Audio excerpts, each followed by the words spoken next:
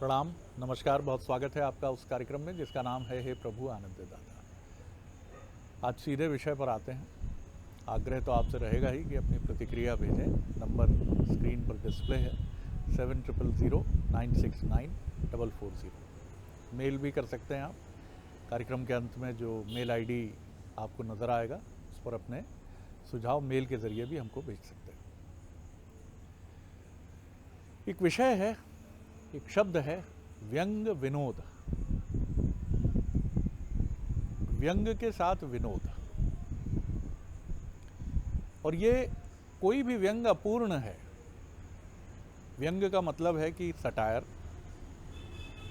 एक कटाक्ष, एक व्यंगोक्ति। लेकिन अगर उस व्यंग से हमारे चेहरे का रंग उड़ जाए तो फिर गड़बड़ है मामला। चेहरे का रंग उड़ने के साथ हंसी अगर कौंध जाए तो व्यंग भी अपना प्रभाव छोड़ता है और विनोद उस व्यंग को संतुलित कर देता है। जब आप हंसकर अपनी कमियों के बारे में सोचते हैं तो आप ज़्यादा प्रभावी तरीके से सोचते हैं। और यही वजह है कि चैरिटी बिगिंस एट होम की तरह कहा जाता है कि व्यंग की शुरुआत स्वयं से होती है।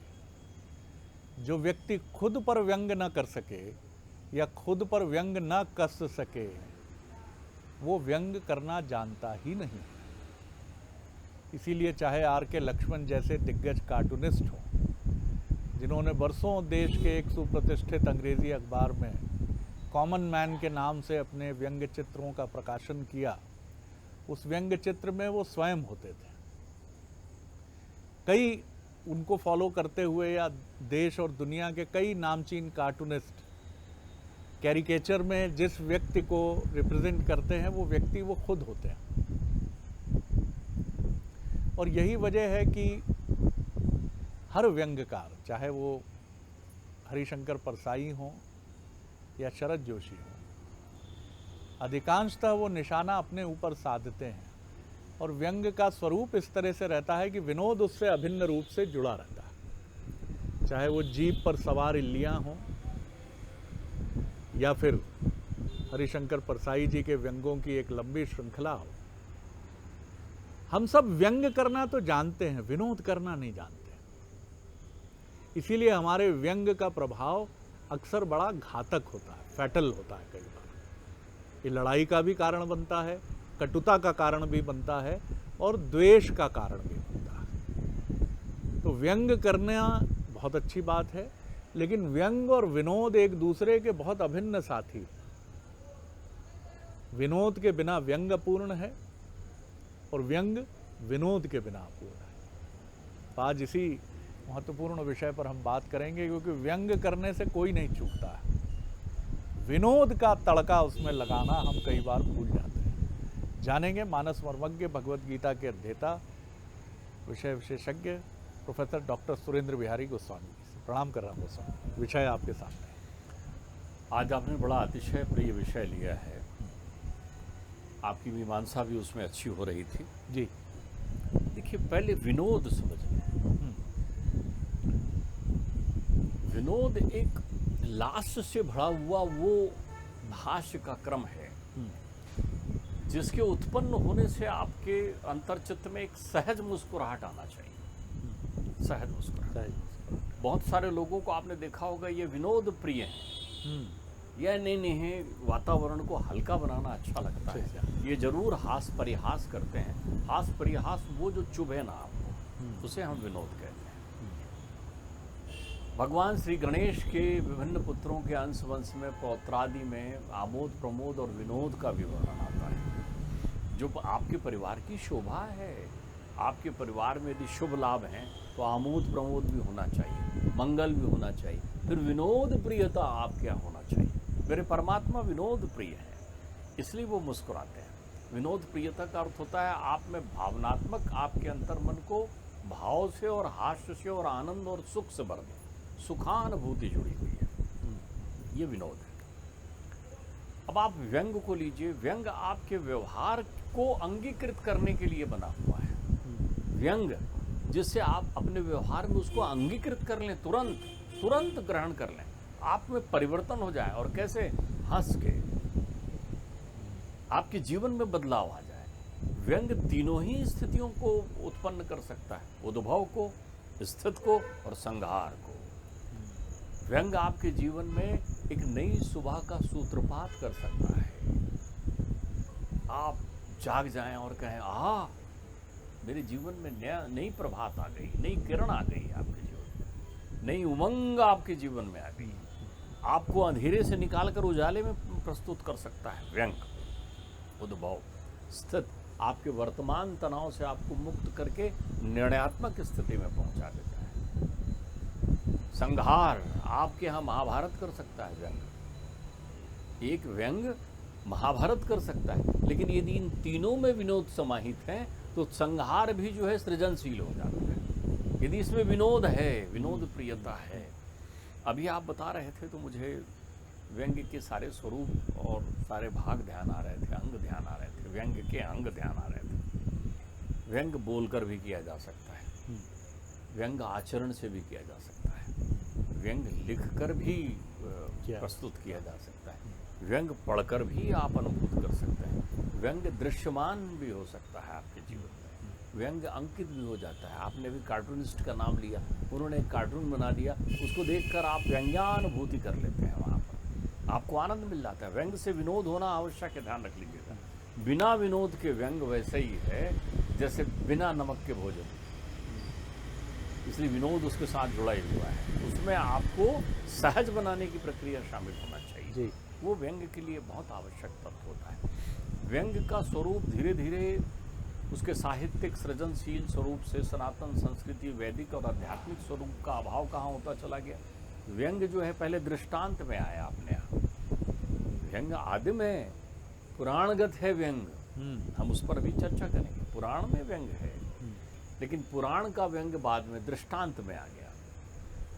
दृष्टांत में आ गया। फिर आप कबीर की उलटवासी तो जानते हैं ना, कबीर ने उलटवासी में कितना अच्छा लिखा है, व्यंग ही है उलटवासी। ठीक बात है। वो पूरी संरचना व्यंग में है। जो आप अंगीकृत कर लें, तुरंत उसको जीवन में धारण कर लें तो आप मुक्त हो जाएंगे सारे विकारों से। विकारों से मुक्त करता है। फिर व्यंग का स्वरूप जो है चलित रूप में ये कार्टून के बाद चुटकुलों में आ गया।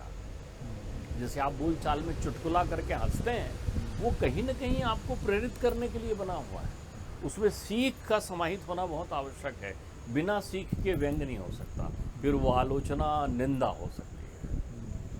व्यंग अपने आप में शिक्षा लिए हुए है, उसमें शिक्षा भी है, सीख भी है, अनुभव भी है, सारी चीज़ें समाहित हैं।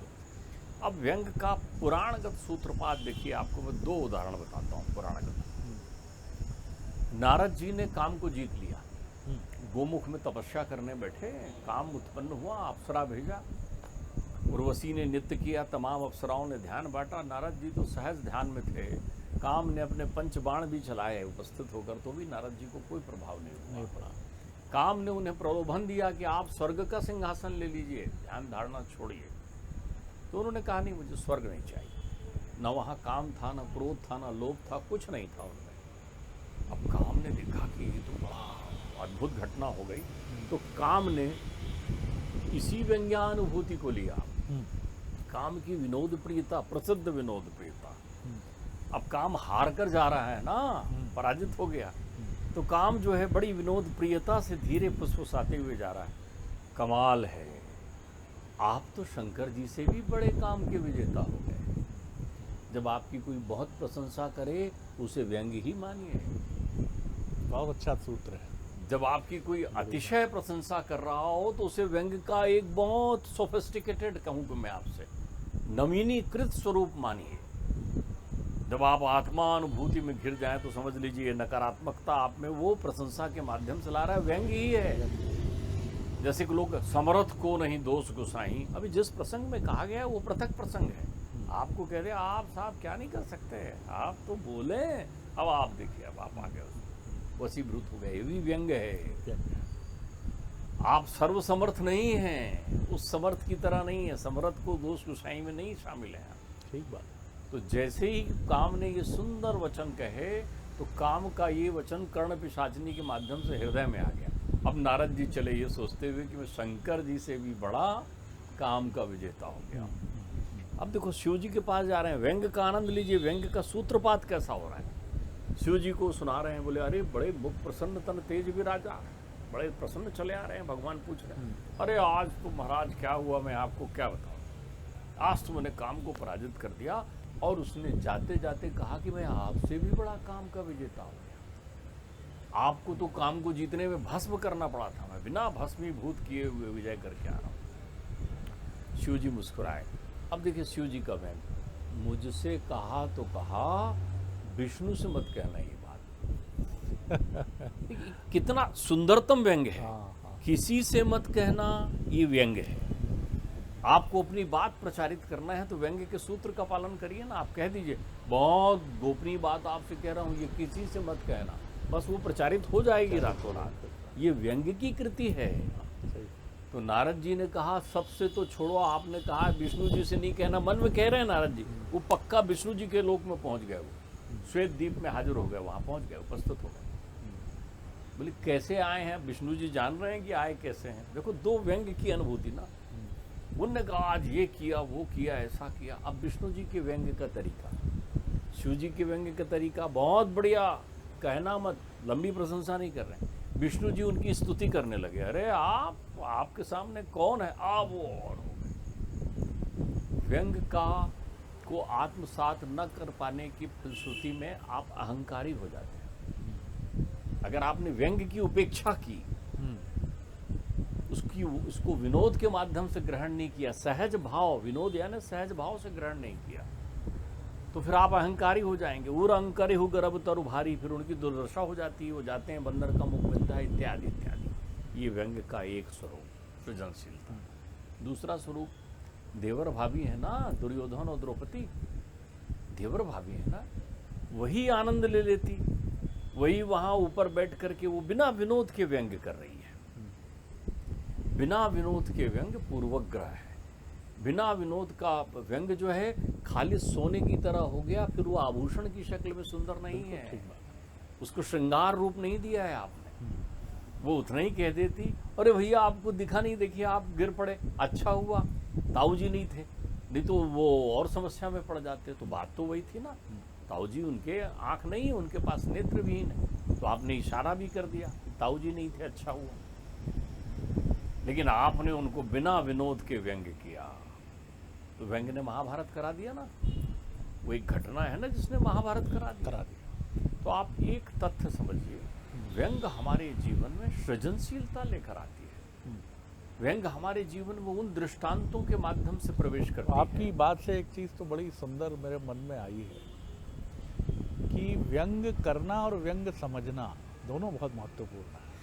व्यंग करने वाले के मन में भी ये भाव होना चाहिए कि विनोद रहित व्यंग अपूर्ण है और ये महाभारत का जन्मदाता बन सकता है। और दूसरा, ग्रहण करने वाला, मान लीजिए कई बार उसमें विनोद रूपी तड़का नहीं है, लेकिन ग्रहण करने वाला अगर उसको बहुत ही इस रूप में लेता है कि बड़ी अशिष्टता, अपमान और अभद्रता हुई है, तो भी अनर्थ होता है। व्यंग, आपने बहुत अच्छी बात कही। व्यंग हमेशा प्रौढ़, ज्ञानी, शिक्षित और आचार्य को करना चाहिए। प्रौढ़, ज्ञानी, बहुत बड़प्पन युक्त, बहुत सुंदर बात। बड़े न बोलें घट बचन, घट बोलें घट बोल। जब छोटे कोई व्यंग की बात कर रहे हों तो उनके पास उसकी समझ नहीं है, छोटे जब कर रहे हों, और बड़े वही व्यंग की बात कर रहे हों तो उनमें समझ होती। तो समझदार व्यक्ति को व्यंग के माध्यम से शिक्षा देने का अधिकार है। तो व्यंग हमेशा शुद्धशील व्यक्ति को करना चाहिए। जब तक वो शुद्धशील नहीं है तो व्यंग का अर्थ ही खत्म कर देगा वो। आप देखो विदुर पहुंचे, व्यंग की स्थितियां देखो, व्यंग जीवन में काया पलट कर देता है। विदुर तीर्थाटन से पहुंचे, महाभारत हो गया है, युद्ध हो गया है। तीर्थाटन से विदुर जी पहुंचे हुए हैं और वहां का दृश्य क्या देख रहे हैं कि महाराज जो हैं धृतराष्ट्र जो है भोजन कर रहे हैं, भीम उनको परस रहा है, मनोहार कर करके खिला रहा है। बोल रहे नहीं ताऊ जी, एक लड्डू तो आप खाइए मेरे हाथ से। नहीं नहीं बेटा, मैंने बहुत भोजन कर लिया। जबरदस्ती उनके मुंह में लड्डू ठूस रहा है। अब दृश्य कौन देख रहे हैं? विदुर। विदुर कौन है? ज्ञानी। अब ज्ञानी को शिक्षा देनी है, ज्ञानी को शिक्षा देनी है। तो क्या ज्ञानी है धृतराष्ट्र? नहीं, धृतराष्ट्र को अभी व्यंग समाहित करना है अपने जीवन में। व्यंग को धारण कर लेने से आपके जीवन में परिवर्तन आ जाता है। व्यंग के माध्यम से जितने मुहावरे और दूसरी श्रृंखलाएं बनी हैं वो भी व्यंग के माध्यम से आपके जीवन में परिवर्तन कर देती है। आपने देखा ना, नाचना है आंगन टेढ़ा, आप मुहावरा ले रहे हैं, उसमें व्यंग है, उसमें व्यंग है। नाचना है आंगन टेढ़ा आपको कह रहा है, आप उस मुहावरे में व्यंग समाहित है। व्यंग हर उस जगह समाहित है जहां उलटबासी या बात को घुमाकर आपको शिक्षित रूप से कहा गया है। आपको मीठा ठेस देना है व्यंग है, सीधा ठेस देना तो आघात है, वो मीठा ठेस दे रही, आपकी दिमाग को झंकृत करने की प्रक्रिया है व्यंग। तो जैसे ही देख रहे हैं विदुर जी, तो विदुर जी की आहट सुनते हैं, बोलते हैं आओ विदुर तुम आ गए, आओ आओ बैठो, भोजन के समय में आए हो, भोजन करो। विदुर ने कहा जी महाराज जी। जब थोड़ा वातावरण शांत हुआ तो विदुर ने कहा कैसा लगता है आपको भीम के हाथ से मनोहार का लड्डू खाना? वो ठठक जाते हैं। व्यंग की शुरुआत हो गई। फिर वो धीरे से बोलते हैं हाँ हमने तो सुना है इसी भीम ने अपने इन्हीं हाथों से जंगा तोड़ी थी दुशासन की। लड्डू अच्छा खिलाता है भीम आपको। जागृत भाव में हो गए, जागृत भाव में हो गए, जीवन में परिवर्तन का क्रम आ गया। इस तथ्य को लेकर आचार्य शंकर मणिरत्नम में कितनी सुंदर बात कहते हैं। ये पूरा व्यंग का है। वो क्या कहते हैं? अंगम गलितम पलितम मुंडम दसन विहीनम जातम तुंडम वृद्धो याति ग्रहत्व दंडम तदपि न मुंचति आशा पिंडम भज गोविंदम गोविंदम भज मूढ़मते। तो वो यही कह रहे हैं, वो एकदम सावधान करते हुए कहते हैं तो अब भी रहना है यहाँ की चलना है। तुरंत निर्णय लेते हैं और वानप्रस्थी जीवन को स्वीकार करते हैं और चले जाते हैं। उन्होंने ये नहीं कहा कि शर्म नहीं आती तुमको अब भीम के साथ बैठ के यहाँ वो खाते हुए पूरे कुल का नाश करा के। व्यंग आपके शब्दों को, आपकी शैली को, आपके भाव को एक स्वरूप दे देता है। व्यंग की अनुभूति आप उसको प्रेरित मत करिए, वो स्वयं अनुभूति करे। छोटी छोटी प्रक्रियाओं में शब्द विन्यासों का उपयोग करके आप, जैसे एक पिता ठिठक जाता है, एक पुत्र को देखता है कि वो 10 बजे तक सो रहा है, तो फिर पिता वहाँ ठिठक जाता है। आम पिता उसे कहेगा रोज यहाँ सोते रहते हो 10 बजे तक और ये करते हो वो करते हो। दूसरा पिता रहेगा तो प्यार से हाथ फेरेगा, उठो बेटा, और फिर धीरे से कहेगा 5 घंटे का दिन बीत गया है बेटा, स्नान कर लो। 5 घंटे का दिन बीत गया। ये व्यंग है, ये व्यंग है। तो आप अपने प्रत्येक संवाद में इसका उपयोग करके विनोद प्रियता का भी आनंद ले सकते हो। आइए आइए, ये तो मीठा ही खाते रहते हैं, इन्हें और मीठा खिलाइए।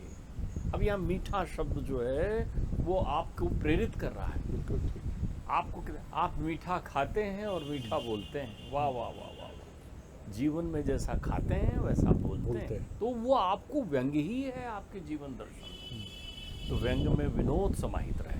हमारे व्यंग जो है वो व्यवहार में अंगीकृत होने लगेंगे। चुटकुले सुनकर आप अट्टहास करके हंसते हैं ना, वो भी तो यही व्यथा है, यही प्रक्रिया है कि उसके माध्यम से हंस के आप उसको ज्ञान भी हो जाता है तुरंत आपको कि कैसे सामने वाला मूड बना, कैसे ऐसी उसने मूर्खतापूर्ण बात कर दी, वो सहज भाव से कह देते हैं।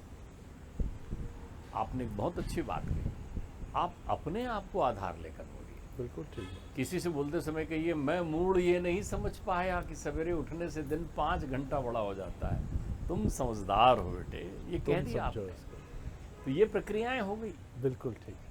बहुत सुंदर बात है और डॉक्टर साहब की इस बात से एक बहुत सुंदर दृष्टांत संभवतः ईश्वर चंद्र विद्यासागर जी से जुड़ा है। अंग्रेज़ों के समय की बात है, वो एक पार्टी में गए जो क्लब, और नियम उस समय के वही कि आप 3 पीस में होना चाहिए। दरबान ने रोक दिया कि धोती कुर्ते में अलाउ नहीं है।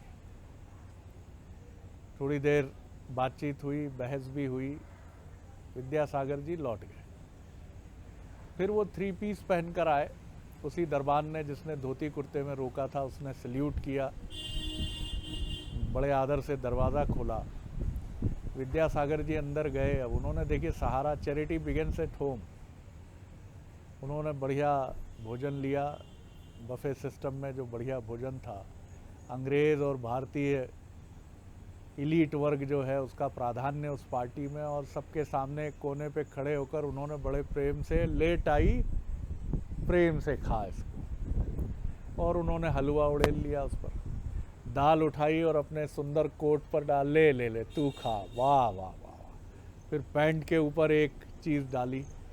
देखने वाले आश्चर्यचकित कि एक विद्वान व्यक्ति इस तरह से क्या आचरण कर रहा है। किसी ने पूछा, उन्होंने कहा मैं कहाँ सुपात्र था अंदर आने का, अंदर लाने वाले तो ये 3 हैं जो मैं धारण किए हुए हूँ। इन त्रिवस्त्रों की वजह से ही तो, जिसको 3 पीस आप कहते हैं, इन्हीं की वजह से तो अनुमति मिली है मुझे। तो मैं कहाँ हूँ भोजन करने का पात्र, ये हैं। अब एक जबरदस्त तमाचा है पार्टी में। जो बात डॉक्टर साहब ने कही कि अगर द्रौपदी ये कह देती कि नेत्रहीन हो, अब निकल तो गई बात, लेकिन फिर ये निकल जाता है कि मोह माया का पट्टा तो हमारे माथे पे भी बंधा है देवर जी, हम भी कहाँ देख पाते हैं। मैं भी निकल रही थी, गच्चा खा गई थी, क्योंकि मुझे अहंकार ये था कि इतना सुंदर महल किसने बनाया होगा।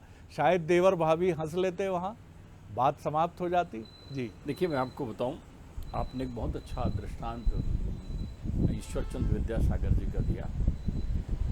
पिताश्री चूंकि मालवीय जी के शिष्य थे, वो मालवीय जी का एक प्रसिद्ध किस्सा मालवीय जी का मैं बता दूं, जो वाराणसी के मदन मोहन मालवीय जी, भारत रत्न मालवीय जी, भारत जी रत्न। जी, तो वो बीएचयू के लिए चंदा मांगने के लिए निकले, सब जगह चंदा मांगने गए। हिंदू विश्वविद्यालय बना रहे थे, तो उन्होंने कहा ज्ञान का मंदिर है, सबसे मांगना है। तो किसी ने उनसे कहा कि आप हैदराबाद के निजाम से भी चंदा लेने जाएंगे? बोले क्यों नहीं जाऊँगा, जरूर चंदा जाऊँगा, क्योंकि उनसे भी मांगूंगा, तो शिक्षा ठग रहे।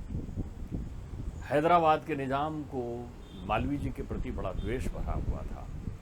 मालवीय जी जब उनके पास गए और उन्होंने अपना वो दुसाला आगे बढ़ाया कि कुछ दे दीजिए, तो उन्होंने अपना एक जूता निकाला और जूता निकाल कर उसमें डाल दिया। मालवीय जी ने कहा बड़ी कृपा आपकी। वाय हैदराबाद के चौराहे पर खड़ा होकर उन्होंने वो जूती हाथ में लिया और कहा कि सुनो, ये अपने निज़ाम साहब का जूता है, नीलाम करने खड़ा हूँ मैं, जो सबसे ज़्यादा कीमत देगा उसको मैं निज़ाम का जूता दे दूंगा। नीलाम करने लगे। हाँ। निजाम को मालूम चला तो वो दौड़े आए, बोले महाराज ये क्या कर रहे हैं, मेरा जूता नीलाम कर रहे हैं। तो बोले आप खरीद लो, आप दो धन। निजाम ने धन दिया उनको। हाँ। ये व्यंग की पराकाष्ठा है, आचरण से। आचरण से वही सिद्धांत मैंने आपसे कहा था ना कि व्यंग आचरण से भी हो सकता है, मौन द्वारा भी हो सकता है, शब्दों द्वारा भी हो सकता है, आपकी क्रियाओं के द्वारा भी हो सकता है, क्रिया की प्रतिक्रिया से भी व्यंग की उत्पत्ति हो सकती है। व्यंग सहज होता है। एक दुकानदार के यहाँ जो है एक अधिकारी जो है, बड़ा अधिकारी अपने जूनियर के यहाँ बैठने गया। देखिए व्यंग कितनी सुंदर प्रक्रिया, कहीं से हो सकता है। अपने जूनियर के यहाँ बैठने गया, जूनियर पति पत्नी उनके स्वागत करने बैठे थे। जूनियर उनके पुत्र की उम्र का था। उन्होंने कहा था कि आज अपने बॉस को हम भोजन पर बुलाएं। वो आए, वो सीनियर थे, वो 50-55 वर्ष के, जूनियर 25-30 वर्ष का खड़ा है, साथ में नववधू खड़ी हुई है स्वागत के लिए। बोले भाई मैं विवाह में नहीं आया था, भाभी जी मुझे माफ़ करिएगा, मैं आ गया हूँ।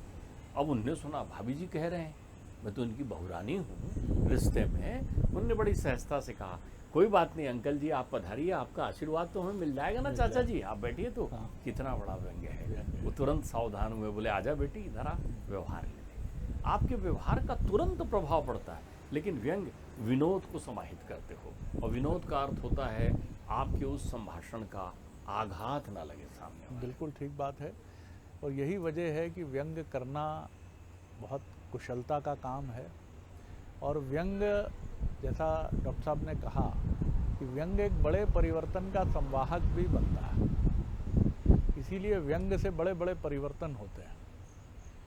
बड़ी बड़ी सरकारें समझ जाती हैं कि ये व्यंग जो हुआ है, ये कटाक्ष जो हुआ है, चाहे वो सदन में वाद विवाद के दौरान हुआ हो या फिर वो चौथे स्तंभ के रूप में हुआ हो, लेकिन वो भी समझ जाती है। क्योंकि व्यंग चुभता तो है लेकिन हंसी भी लाता है। और यही वजह है कि व्यंग एक बड़ा ही मौजूद और बहुत ही कारगर उपाय है। लेकिन व्यंग विनोद, इसके साथ बहुत आनंद आएगा गोस्वामी जी। अगले एपिसोड में एक और विषय लेकर उपस्थित होंगे।